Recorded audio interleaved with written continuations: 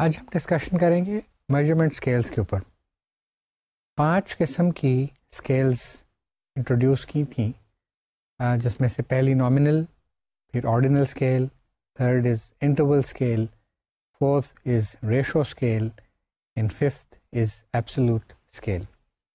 Let's talk about nominal scale. Nominal scale ऐसी scale है जिसमें हम क्लासेस और कैटेगरीज को डिफाइन करते हैं and then we place each entity in a particular class or category based on the value of the attribute. This is the lowest measurement mechanism. Classes or categories are not ordered. The empirical relation system consists only of different classes. There is no notion of ordering among them.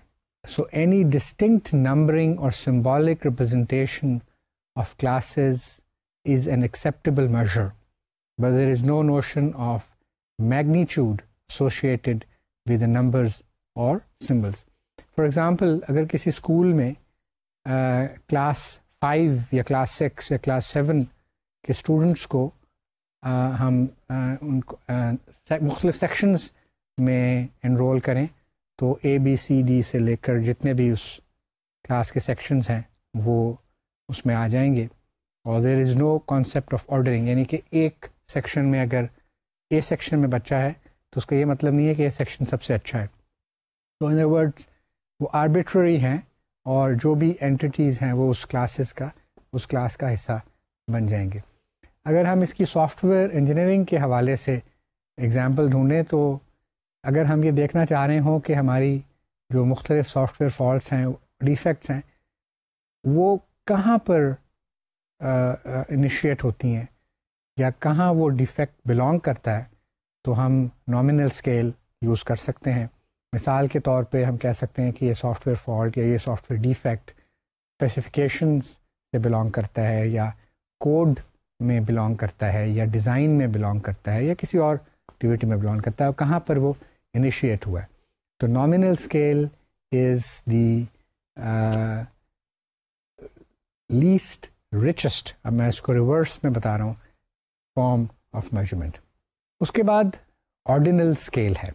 The ordinal scale is often useful to augment the nominal scale with the information about ordering of the classes or categories. The ordering leads to analysis which was not possible with nominal measures. The empirical relation system consists of classes that are ordered with respect to the attribute जिसमें हमें interest होता है. Any mapping that preserves the ordering, that is any monotonic function, is acceptable. यानी कि anything that can be associated with the or that can be applied to the ordering is an acceptable operation on this scale. The numbers represent ranking only. So addition, subtraction and other arithmetic operations have no meaning. आप इन categories को या classes को या उसके अंदर जो हमने attributes या एंटिटीज़ को क्लासीफाई किया है उनको आप ऑर्डर तो कर सकते हैं, सीक्वेंस तो कर सकते हैं, लेकिन आप उनमें एडिशनल मैथमेटिकल ऑपरेशन या मल्टीप्लिकेशन और डिवीजन या सब्ट्रैक्शन की जो ऑपरेशंस हैं वो परफॉर्म नहीं कर सकते। सॉफ्टवेयर इंजीनियरिंग के हवाले से या सॉफ्टवेयर के हवाले से अगर आप सॉफ्टवेयर मॉड्यूल्स की कॉम्प्लेक्सिटी को देखना चाहते हो और सिर्फ कॉम्प्लेक्सिटी देखना मकसद हो तो उसके लिए आप इस ऑर्डिनल स्केल को यूज़ कर सकते हैं कि जो मसलन मुख्तलिफ वैल्यूज़ बन सकती हैं, वो एक कॉम्प्लेक्स को जो मॉड्यूल है वो कॉम्प्लेक्सिटी के लिहाज से ट्रिवियल हो सकता है, सिंपल हो सकता है, मॉडरेट हो सकता है, कॉम्प्लेक्स हो सकता है और इनकॉम्प्रिहेंसिबल हो सकता है। तो ये वो मुख्तलिफ स्टेट्स हैं या वैल्यूज़ हैं जो कि इस स्केल में, ऑर्डिनल स्केल में हम यूज़ कर सकते हैं। तीसरी स्केल जो है वो इंटरवल स्केल है। Interval scale carries more information, making it more powerful than nominal and ordinal scales. This scale captures information about the size of the intervals that separate the classes, so that we can in some sense understand the size of the jump from one class to another. अब इसमें ये बात है कि ये ordered भी है. It preserves the order. The interval scale preserves the order, just like the ordinal scale. In addition to that, it also knows between the interval or the gap between different values or jumps. तो आपने अगर एक step से दूसरे step पे जाना है तो आपको पता है कि वो जो डिस्टेंस है या जो मैग्नीट्यूड है वो क्या है, although it does not know about the ratio. An interval scale preserves the differences only and not the ratios. यानी कि रेशो का हमें नहीं पता, वो सिस्टमैटिक नहीं है, but the differences are captured and differences are noted down in the interval scale. आप कह सकते हैं कि जो interval है between two different steps or two different values, वो इस scale में हमें पता होता है. We know the difference between any two of the ordered classes in the range of mapping. However, computing the ratio of classes in the range does not make sense because we do not know the ratio between the two steps. Addition and subtraction are acceptable in the interval scale, but multiplication is not, and so division is not, because we do not know the ratio between the two steps. However, we do know the different actual value that is assigned to the different steps. For example, अगर हम software की लें जो हमने पिछली दफ़ा भी ordinal scale की डिस्कशन में भी ली थी, उसको अगर हम कॉम्प्लेक्सिटी को मेजर इस तरह करें कि ट्रिवियल को हम 0 की वैल्यू असाइन करें और सिंपल को 2 और मॉडरेट को 4 और कॉम्प्लेक्स को 6 और इनकॉम्प्रिहेंसिबल को 8 और 10, तो इससे हम उनके डिफरेंसेस निकाल सकते हैं, उनमें हमें जो जंप है वो पता लग सकती है. तो जो एग्जांपल हम कंसिडर कर रहे हैं कॉम्प्लेक्सिटी ऑफ सॉफ्टवेयर मॉड्यूल्स, उसके हवाले से अगर हम इसको थोड़ा सा एलेबोरेट और करूं मैं, तो आप देख सकते हैं कि you can know that it takes 2 more points or 4 more points to go from a complex module to an incomprehensible module. तो इस लिहाज से इस स्केल के ऊपर addition or subtraction would make sense, but multiplication or division would not make sense. मिसाल के तौर पे अगर आप कहें कि मैं incomprehensible को complex से divide करता हूँ तो क्या result आएगा, that is something which is not very meaningful. उसके बाद ratio scale है. We would like to be able to say that one liquid is twice as hot as another, and we should have a scale which we can use to describe that, or that one project took twice as long as another project. So we need to add ratios to the scale, and this need for ratios gives rise to the ratio scale. It is a measurement mapping that preserves ordering, the size of intervals between the entities, and the ratios between the entities as well. There is a concept of zero element, which means or which represents total lack of an attribute. The measurement mapping must start at 0 and increase at equal intervals known as units. So जहाँ पर भी ratios को use करना पड़ता है, वहाँ पर ये ratio scale जो है वो हमारे लिए बहुत useful होती है. All arithmetic operations can be meaningfully applied to the classes in the range of the mapping. इसकी जो software example है, वो length of software code is also measurable on a ratio scale. So 0 would mean that there is no software. So you can measure the length of software on a ratio scale. And I want you to remember this example because in a few minutes I'm going to come back to this and compare this with another scale. Finally, we have absolute scale, and there is only one way in which the measurement can be made, and that is a mapping M, and a mapping M prime must be equal because these are absolute values. This is the richest, most restrictive form of scale. और absolute scale में जो measurement होती है, that is made simply by counting the number of elements in the entity set. The attributes are always take the form of number of occurrences of X in the entity. So इसमें most restrictive form of scale, there is only one possible measurement mapping only to the actual count, and all mathematical analysis of the resulting count is meaningful. अब इसकी जो मिसाल है वो मैं देता हूँ आपको lines of code के हवाले से. LOC, which is lines of code, is an absolute scale measure of the attribute number of lines of code of a program. लेकिन LOC is not an absolute scale measure of length. जैसा कि अभी हम थोड़ी देर पहले देख के आए कि जो सॉफ्टवेयर की लेंथ है that can be measured using the, or that can be documented using the ratio scale, because there are different ways to measure length, such as 1,000 lines of code, number of characters, number of bytes, and LOC and so forth. So LOC is an absolute scale measure of the attribute number of lines of code, and this is what I was referring to earlier, that you have to be careful when using this and comparing the absolute scale with the ratio scale.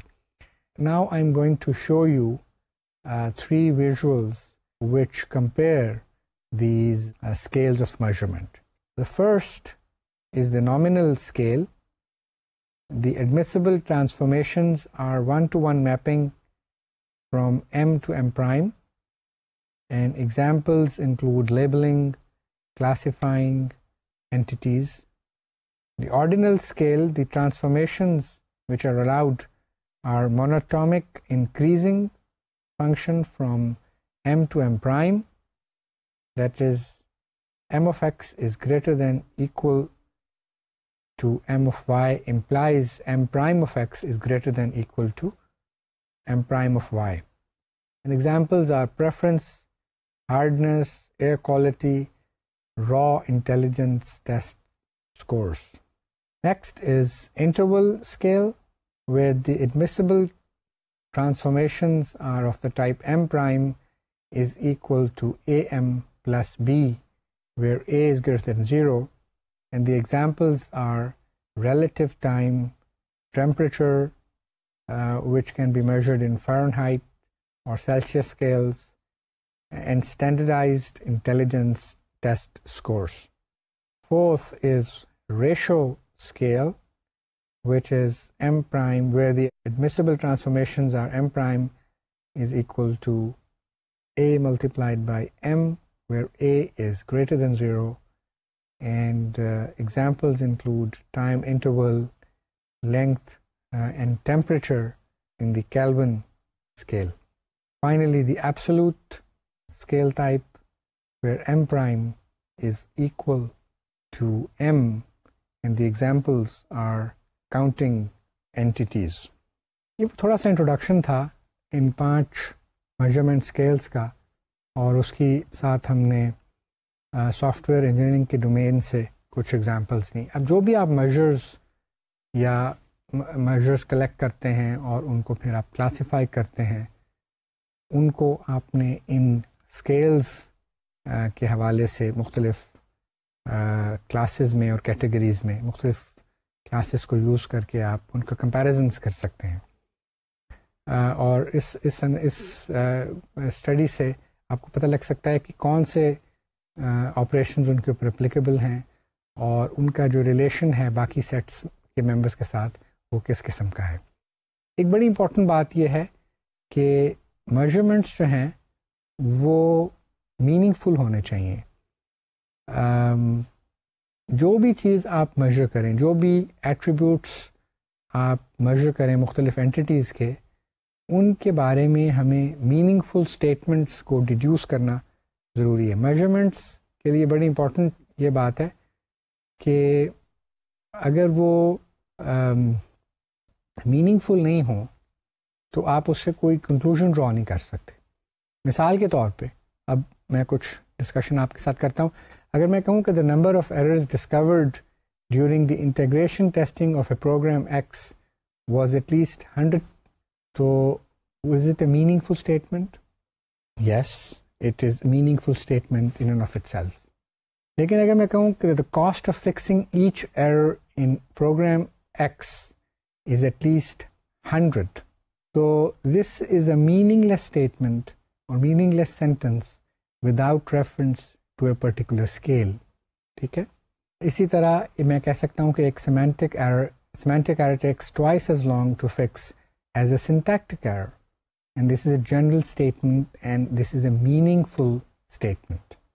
अगर मैं कहूँ कि a semantic error is twice as complex as a syntactic error, then this becomes a meaningless statement, or it is not meaningful without clarifying what is complexity. How do we define complexity, and in which reference or in which particular scale we are talking about, or what is complexity. So it is very important that a statement involving measurement is meaningful, has to be meaningful, and a statement which relates to or which involves measurement is meaningful if its truth value is invariant of transformations of allowable scales. और अभी हमने उन scales की जिनको हमने आज discuss किया है उनकी जो परमिसिबल या अलाउड ट्रांसफॉर्मेशंस थी उनके ऊपर अभी बात की है.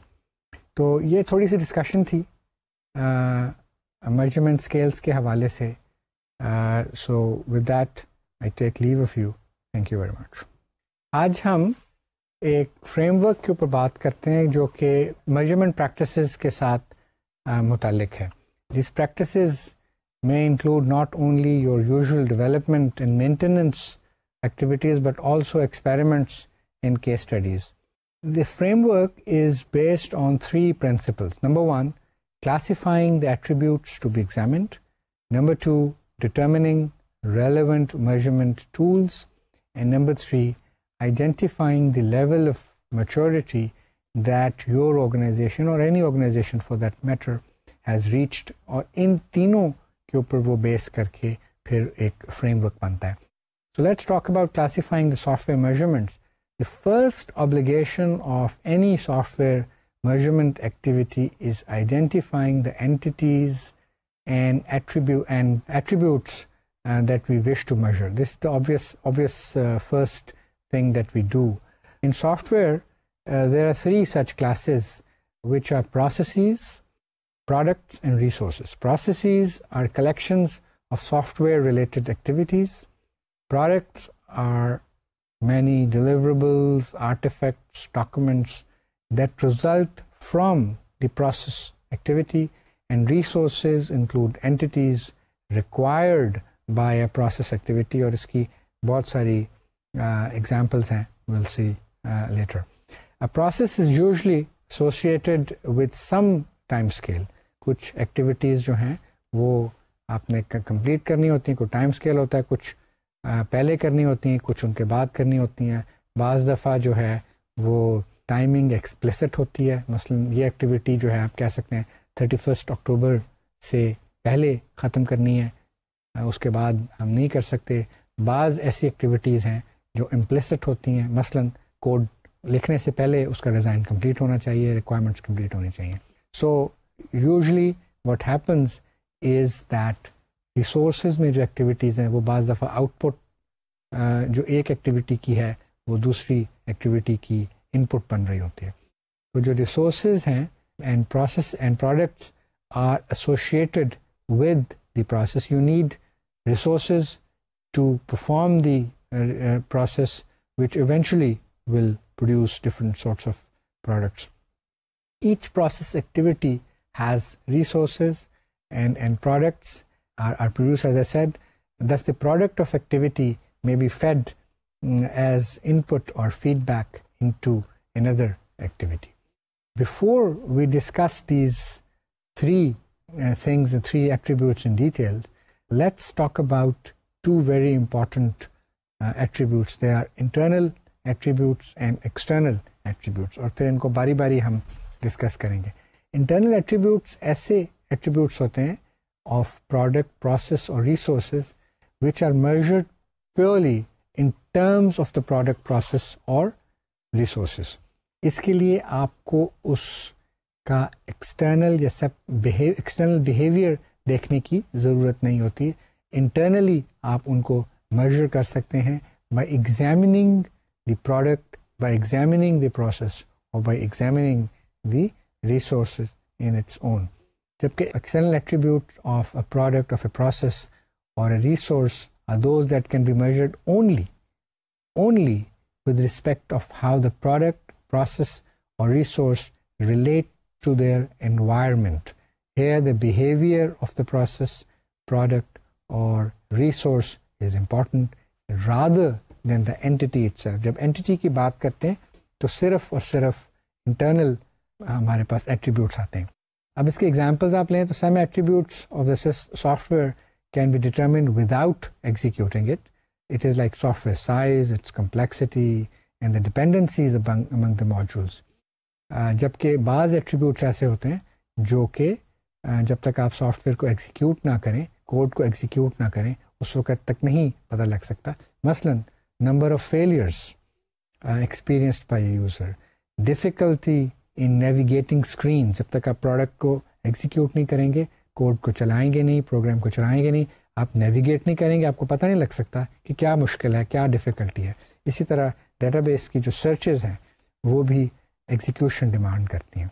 सो there is a clear need for internal attribute measurement to support measurement and decision making about external measurements. External measurements के लिए, external attributes को measure करने के लिए आपको internal attributes को भी measure करना पड़ता है और ये intertwined होते हैं, ये clearly defined नहीं होते.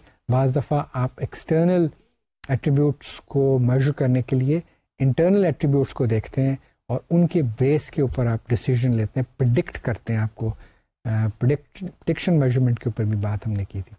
So we need to identify relationships among internal and external attributes as well as to find new and useful methods for measuring directly the attributes of interest to us. अब हम उन तीन बड़ी चीज़ों की बात करते हैं जिसको हमने स्टार्ट किया था. सबसे पहले प्रोसेस है. We often have questions about our software development activities and processes that measurement can help us answer. Process को प्रॉपरली एग्जीक्यूट करना बहुत फ़ायदेमंद होता है. अगर हमारे पास मैनेजमेंट प्रोग्राम भी हो तो हम एक्चुअली डिटरमिन कर सकते हैं कि हमारा प्रोसेस सक्सेसफुल है या हमारा प्रोसेस सक्सेसफुल नहीं है.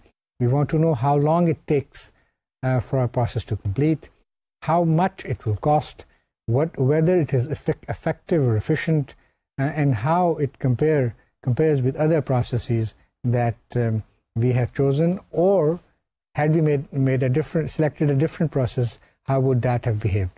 So only a limited number of internal process attributes can be measured directly. और इसके लिए duration है मसलन of a process or one of its attributes, effort associated with the process or one of its activities. इसी तरह the number of incidents of a specific type arising from the process or one of its activities. तो internally process के attributes जिनको directly measure करना मुश्किल होता है, इसके लिए हमें external attributes ज़्यादा interesting भी होते हैं, ज़्यादा complex भी होते हैं और ज़्यादा useful भी होते हैं. We may be reviewing, for example, our requirements to ensure their quality before turning them to the designers. और ये एक बड़ी important चीज़ है जिसको हमें usually करना पड़ता है कि आप देखें कि requirements की quality क्या है before you start design activity on that.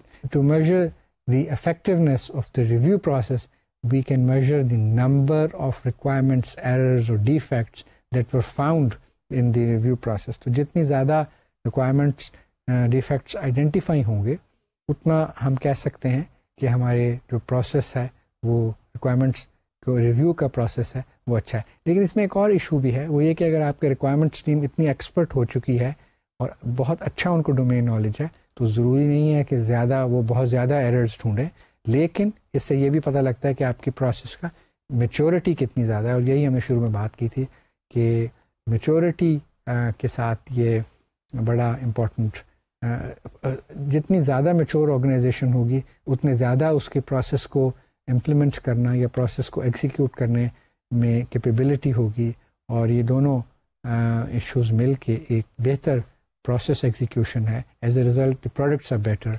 The resource की जो रिसोर्सेज हैं उनकी जो एक्सपर्टीज़ है that also counts a lot while we are executing a process. So we can measure the number of requirements errors found during integration testing to determine how well we are doing. We can get insight into resources needed for development process by measuring the number of personnel working on a project between, let's say, May 1 and September 30th. तो बहुत सारी चीज़ें हैं जो कि आप process के साथ रिलेट करते हैं. मैं आपको एक विजुअल दिखाता हूँ which calculates the average cost of each defect detection or each defect detected during the process, which is calculated by dividing cost by the number of errors found, and this is an indirect measure. अब हम एक और visual देखते हैं which tells us on how to calculate the effectiveness of software inspections. What we need to do is to measure the average amount of effort expended per 1,000 lines of code reviewed. Repeat, what we need to measure is the average amount of effort expended per 1,000 lines of code reviewed, and that will give us the effectiveness of software inspections. Let's now determine the effectiveness of software testing process. Slide insertion. The testing process may be composed of unit testing, integration testing, system testing, and acceptance testing. Each component can be measured to determine how effectively it contributes to overall testing effectiveness, and then we can track the number of errors identified in each sub-process along with the duration and cost of identifying each error to see if each sub-process is cost-effective.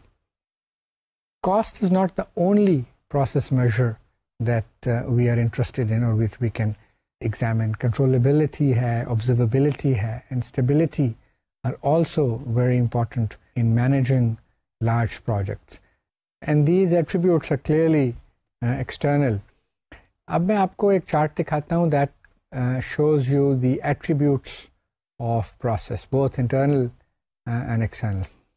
अब आप देख रहे हैं attributes of process, जिसमें internal attributes भी दिखाए गए हैं और external attributes भी दिखाए गए हैं. मिसाल के तौर पे constructing specification में internal attributes हैं time, effort, number of requirement changes, etc. और external attributes हैं quality, cost, stability, etc. इसी तरह डिटेल डिज़ाइन के एट्रीब्यूट्स हैं और टेस्टिंग के एट्रीब्यूट्स हैं, और जो और भी एंटिटीज़ आप चाहें उसमें ऐड करके उसके इंटरनल और एक्सटर्नल एट्रीब्यूट्स डॉक्यूमेंट कर सकते हैं. अब हम प्रोडक्ट्स के ऊपर बात करते हैं. Products are not restricted to the items that management is committed to deliver to the customer.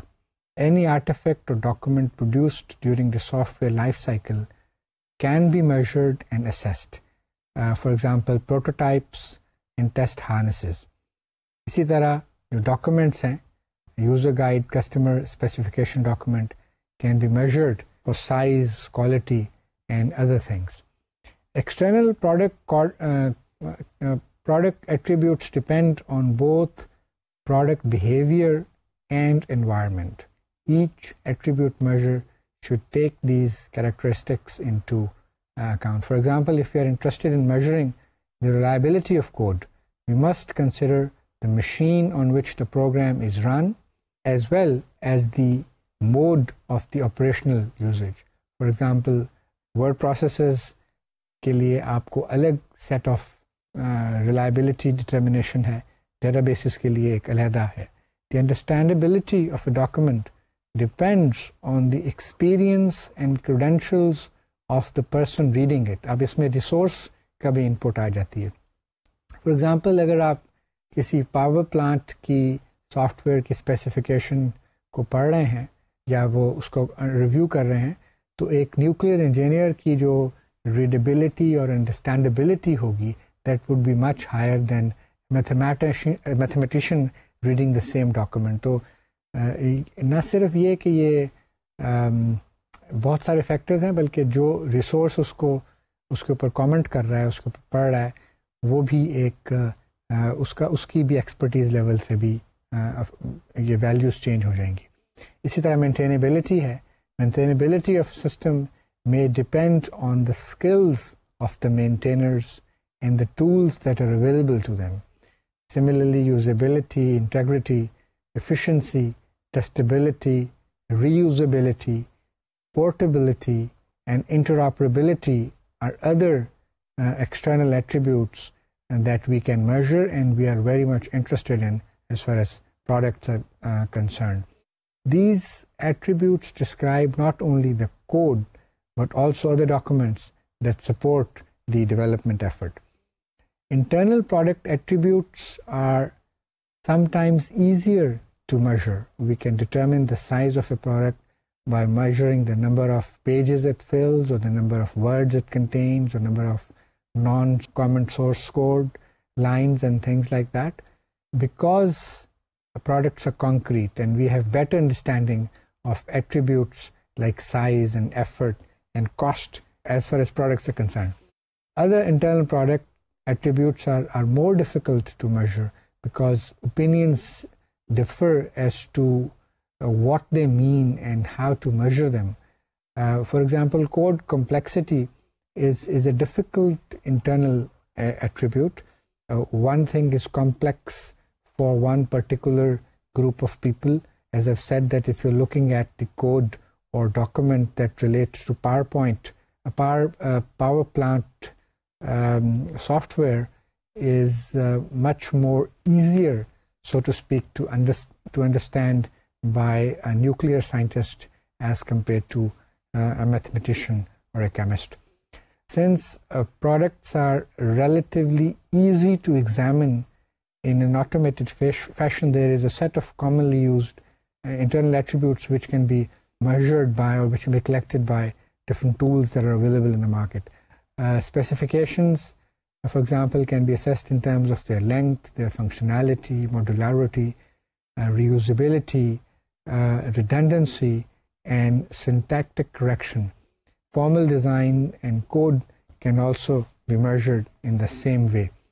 We can also measure attributes such as structuredness of control and data flow, for example, as well as modular coupling and cohesiveness. And this is something also which is very, although you can have an automated mechanism by which you can measure cohesiveness and coupling, but also there can be domain knowledge which will improve the understanding and provide a better understanding of these attributes, especially of cohesiveness and coupling. Some people consider these attributes as unimportant and they would like to focus only on quality and utility of software. However, it is important to note that in many cases you would be able to determine the external attributes by looking at the internal product attributes. For example, if you're buying a used car, you would want to make decisions based on the dynamic testing which is driving in all possible circumstances. But that luxury is not available. You would want to see how your car behaves in snowy conditions, but obviously you don't have snow in summer months, so you would want to make certain conclusions based on the state of engine and the state of tires and so forth to make the buy or refuse decision. So these internal attributes provide an insight into external attributes. Similarly, if you talk about the software domain, you can introduce changes into the inspection process. For instance, based on the measures of the faults found. Now here is something which is very interesting. Your ultimate goal as far as reliability is concerned is to reduce failures, not faults. But it is clear that humans introduce faults into the software product, which ultimately lead to failure. So if we are able to change the process or improve the process or improve the product by looking at the faults and removing faults, then we can reduce failure. And failure is certainly an external attribute, and fault is or a defect is an internal internal attribute. So they're linked with each other inextricably. For example, a software system document may consist of a large number of design documents. An average module size, an attribute of the system design, can be derived by calculating the size of each module. The size of each module can be determined by counting the number of data flow diagram bubbles in each diagram, and therefore you can extend that by taking an average of a sum of all the bubbles. You can calculate the total average size by adding all the DFT bubbles and then dividing that by the number of modules. So that will give you an average count, which is actually a measure of the overall design document. So what I'm saying is that internal attributes, when studied carefully, can give you very good insights into the external attributes of a product. Almost all design methodologies give structure to software products, which make them easier to understand, to analyze, and test them. And the structure involves two aspects of the development. Number one, the development process, since certain product needs to be produced at certain stages and times. And secondly, the products themselves, since the products must conform to structural principles. In particular, product structure is usually characterized by the levels of internal attributes such as modularity, coupling, and cohesiveness, and these play a very significant role in determining the quality, which is the external attribute. And quality is frequently used by software engineers to describe as an internal attribute, and it depends on so many internal attributes, but it is not something which you can say as internal, because it is related to both internal as well as external product attributes. Quality is more like a gross national product of a country. It is multidimensional. Gross national product, or GNP, gives a trend to economists, whereby if the number is increasing, then one can see that the country is becoming more productive. It is a weighted combination of the values of key goods and services produced. The weights reflect the priorities and opinions of the economists who are defining that measure. The value of individual goods and services can be measured directly, but GNP itself is an indirect measure, and we would like to compare the two, that both are indirect measures and they depend heavily on both the internal as well as external factors. So in this case, when we talk about quality, internal attributes and external attributes. So we measure and control quality of our products by measuring and controlling a number of internal, which are structural product attribute. And also there are external attributes like maintainability and usability and other, which influence quality. So the internal attributes have a significant impact on the determination of external product attributes. Now I'm going to show you different attributes that are related to software products. You're looking at the internal as well as external attributes of products. If you look at specifications, the internal attributes include size, reuse, modularity, redundancy, functionality, syntactic correctness. और specification के लिए external attributes हैं comprehensibility, maintainability and so on. अब मैं code की बात करता हूँ. कोड में internal attributes हैं size, reuse, modularity, coupling, functionality, algorithmic complexity, control flow, structuredness and so forth. जबकि external product attributes as far as code is concerned is reliability, usability and maintainability and others as you would like to add.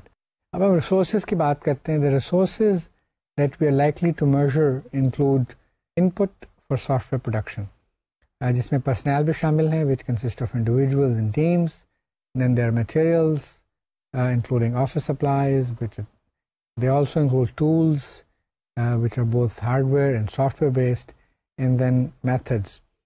We measure resources to determine their magnitude. How many staff are working on this project? Their cost, how much are we paying for these testing tools? And their quality, how experienced are our designers? These measures help us to understand and control the process by telling us how the process is using and changing inputs to outputs. मिसाल के तौर पे, if you're producing poor quality software, resource measurements may tell us that the software quality or poor software quality is a result of too few people or people with wrong skills. इसी तरह cost is an issue. Cost is an area which we want to measure, is often measured across all types of resources so that managers can see how the cost of inputs affect the cost of output. इसी तरह productivity है. Productivity is also important, and managers are keen not only to measure it but also to understand how to improve it. Although a measure of staff productivity is an external resource attribute, since it depends on the underlying development process. A productive worker using one process may become less productive, or if the process is changed. अब मैं आपको दिखाता हूँ productivity के हवाले से एक visual. Productivity is calculated by determining the amount of output and dividing that by effort input. It is important to note that this resource measure combined a process measure with a product measure, and so all of these are related to each other.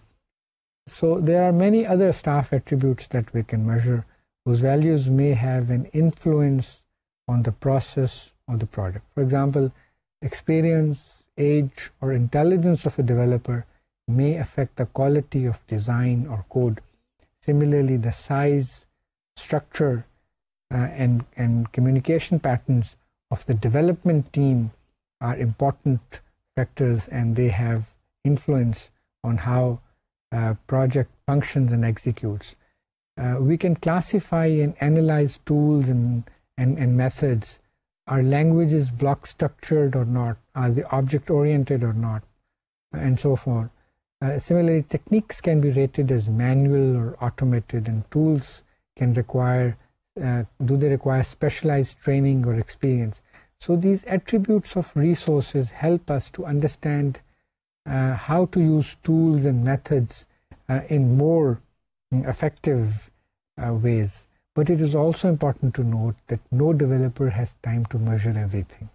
It is important to focus on measurement activities on those areas needing the most visibility, most understanding, and improvement. So these are the three areas which should be the focus of any measurement program. Now I'm going to show you the attributes of resources. Attributes of resources, both internal and external, you're looking at them. If you take personnel, for example, internal attributes are age, price means how much money they make, are paid. External attributes include productivity, experience, intelligence and so forth. इसी तरह teams का internal attributes में size, communication level, structuredness, और external attributes में productivity, quality आ जाते हैं. फिर software है, फिर hardware है. इसी तरह offices हैं, offices के ऊपर internal attributes उनका size है, temperature है, lighting है. External attribute में comfort है, quality and so forth. Another important thing that we need to do is to determine what to measure. Utility is in the eye of the beholder. In other words, a particular measurement is useful only if it helps you to understand the underlying process of one or more of its resultant products.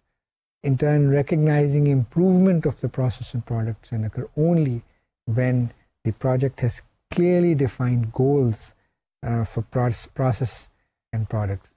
That is, you cannot tell if you're going in the right direction until you know where you want to go. The paradigm, the framework that I wanted to introduce to you today is the goal question metric paradigm. This approach to process and metric has proven to be a particularly effective approach to selecting and measuring metrics. In order for us to use GQM, which is short for an acronym for goal question metric, we need to express the overall goals of our organization. That organization can encompass an entire company, or it can encompass a small group for which you're working. And then you need to generate questions whose answers you must know in order to determine if your goals are being met or not.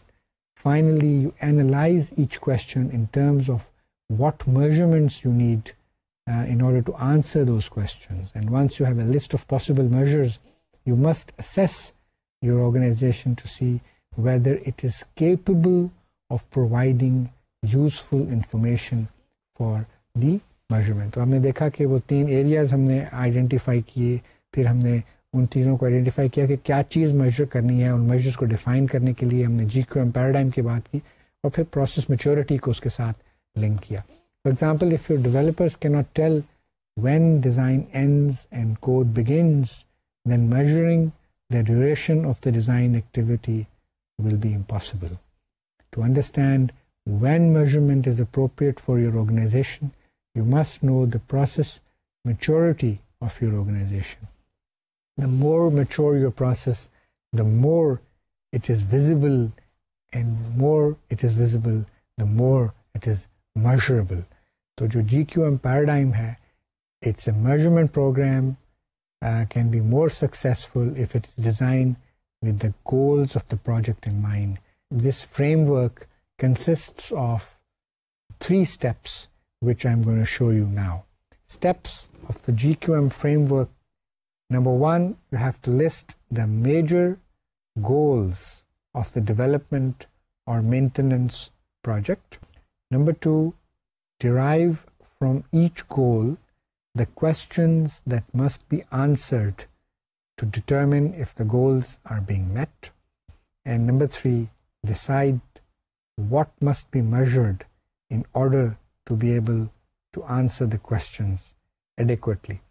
तो ये वो framework है GQM framework जिसके steps मैंने अभी बताए हैं, और इसमें ये बड़ी इंटरेस्टिंग बात ये है कि there can be several metrics generated from a single goal, and similarly there can be one metric which is supporting or which is fulfilling several goals. So it's not a one-on-one mapping.